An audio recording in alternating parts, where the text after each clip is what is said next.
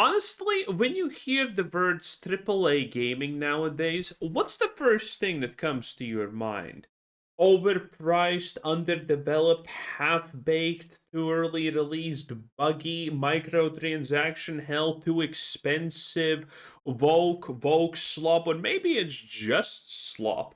In any case, most people are definitely not associating good things with the term AAA any longer. Most of us have accepted that it's gonna be replaced, it's going out the window. And now companies that create good, interesting games for, well, hopefully $30, $20, most likely it's gonna be 40, but always hope for the least. Remember, boys, whenever you are answering for some reason Blizzard's questionnaire and they ask you, would you be willing to pay us $150 a month? You say no.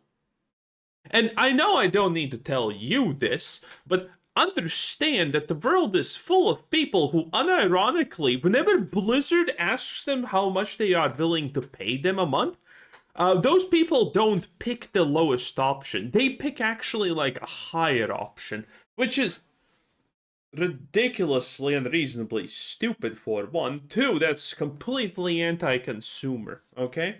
AAA does not deserve to be more expensive than $30. We're still measuring things in Silk Songs, Helldivers, and comparing everything to Fallout New Vegas and Baldur's Gate 3. It's just the world that we live in. Or, Cleric Obscure Expedition 33.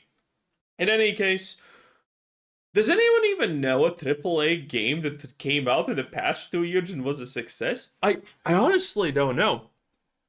No, granted, the shills are gonna tell you, oh, Ghost of Yotei did great. You're stupid and I don't want you watching my video.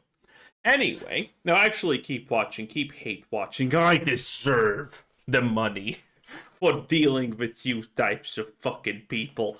In any case, yeah, I don't think there are examples of AAA gaming succeeding in the past 2-3 years, honestly. Borderlands failed, Ghost of Yotei failed, Call of Duty 7 failed. Call of Duty 7 Black Ops. Battlefield 6 was kind of a success, but that wasn't the most profitable thing in the universe. I think Battlefield is the only example that I can think of off the top of my head that was AAA and somehow not an absolute major disaster. Blizzard numbers, we don't actually know them. Well, we know that Diablo 4 was a disaster. It sold good, but that thing was supposed to be, something that makes them money for the next 10 to 15 years. I would not be surprised to hear a report from Blizzard that Blizzard Entertainment considered Diablo 4 to be their next GTA shot card situation. Needless to say, it wasn't. I'm currently not even in the loop what's happening with Diablo 4. Is Striker even making Diablo 4 videos at this point? I can't tell. In any case, a AAA is completely in shambles. Needless to say. And the funny part is, it's not us, because, they're just gonna say, oh, the chuds don't know anything. These people don't know anything. They're not even developers. Okay, they have never made a computer game. They have no right to talk about it. Indeed, I haven't. Sucks to suck, I guess. Wow, who cares? In any case, there is proof after proof. The Steam numbers, the statistics, and now we have more statistics that AAA is failing. And I mean, it is failing hard. Obviously, it's right there in front of our eyes, so we don't need really statistics to tell us what we see with our own eyeballs. But it's fun that we have actual proof that AAA is failing in every way possible. We all know the games industry is a bit weird right now, that it feels different, and we have had, coming off 2025, a year of amazing releases. Even with some of those amazing releases, you may wonder, how can the games industry be stagnant? Is it stagnant? There was a quote going through 2025, which was, survive through 25. It was a mantra for some indie devs, even for some AAAs, and that's because as the contraction from the pandemic boom continues, we are seeing the industry as a whole struggle. Of course, great games can still happen, but as publishers and devs scrabble about the place to fund those games, you are often the person losing out. What they need is growth and new opportunities, and now we have got the data for 2025, and based on that data, we may be waiting a while. The reason we need growth is, I think there's no ad. Huh, interesting. Anyway, the reason that they need growth is because these are not privately held companies. These are all stock market trade chips, essentially. And all of these things have no value unless they're going to have growth and the line goes up. Line goes up has been, honestly, for years now, the reason why I think the world is going to shit. Because everything needs to be more expensive because that's the end goal. You cannot get Game Pass to produce more money at a certain point, then just make it more expensive. You can't make Netflix produce more money at a certain point, then make it more expensive. Unless you start cloning people, it's not gonna happen. So they just need to increase prices, but obviously salaries are not increasing, so these price increases are not actually sustainable. And this is kind of the never-ending watermill of, well, the world slowly imploding on itself. I always thought capitalism does need some kind of magical reset button, and this honestly might be it. Because how long are we gonna just sit around, not being able to own property, not being even to fucking own a car? You need to rent most of the time. How long are people gonna suffer under the, just not being able to buy food? If you work a job, you should be able to afford groceries. If you work a normal, even minimum pay job, you should be able to afford groceries. If you can't, I honestly think that's just the world failing and telling people that there's gonna be some kind of uprising at some point.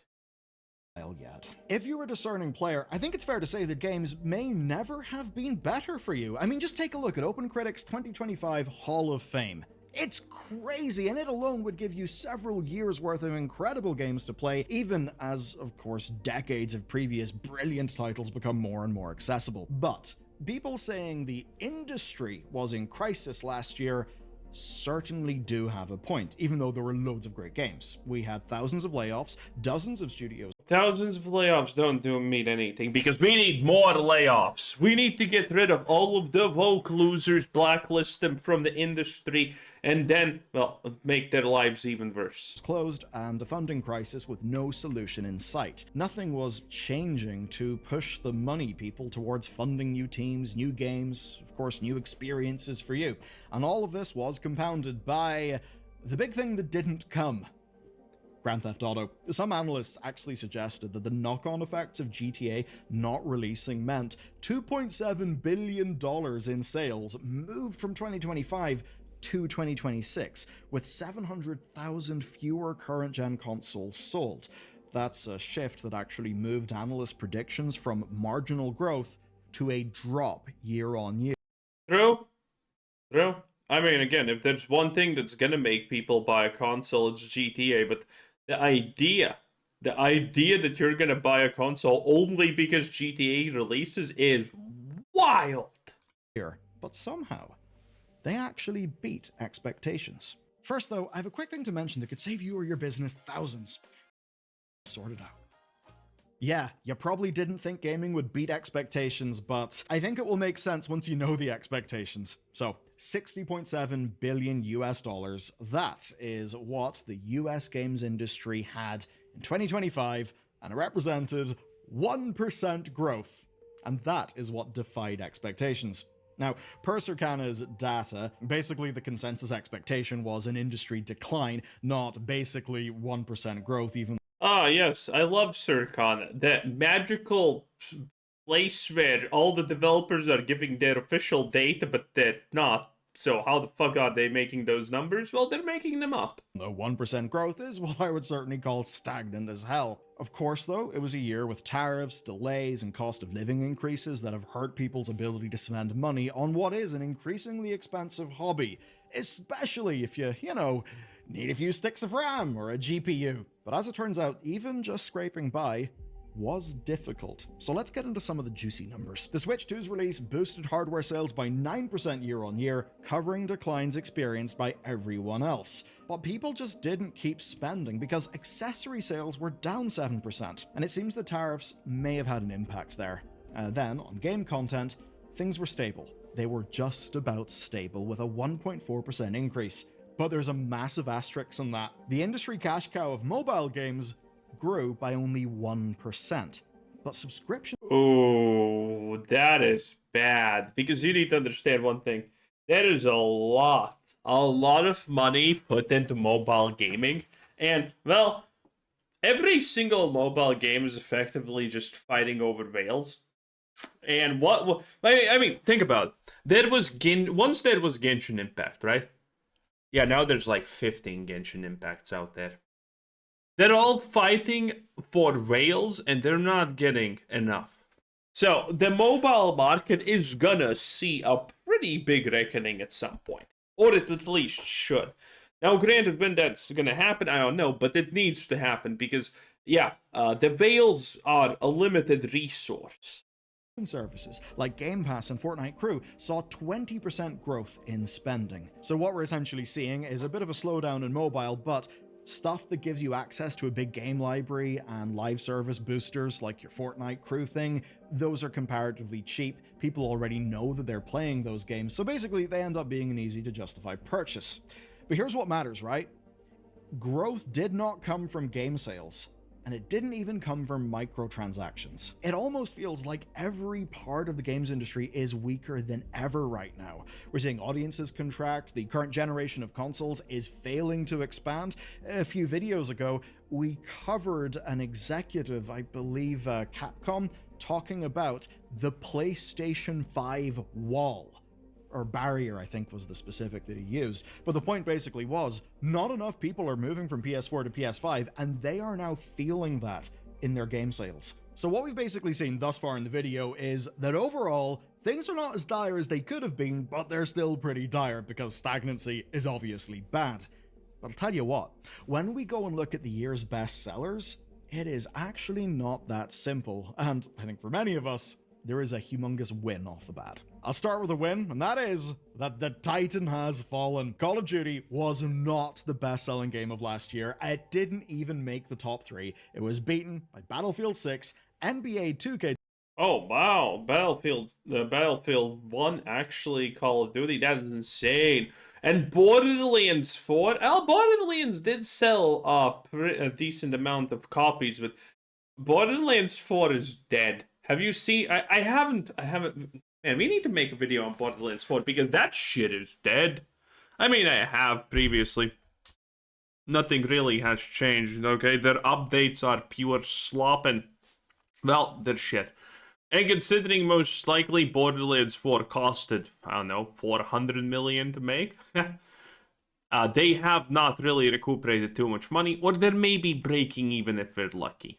That was the take previously. But the thing is, I mean, those sales, a lot of those sales are because it literally went on sale a week after launch, which is horrible, which is absolutely horrible. They expected more, and we know that that is a fact. Borderlands 3 sold better than Borderlands 4. That is abysmal.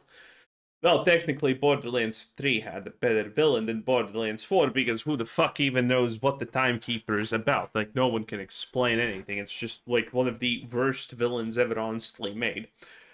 But Borderlands 4 is supposed to be something that you buy, and then you buy microtransactions from the Battle Pass. Yeah, no one's doing that because no one's playing the game, because it's shit. It's bad, and the updates that it's getting are well, painful. 26.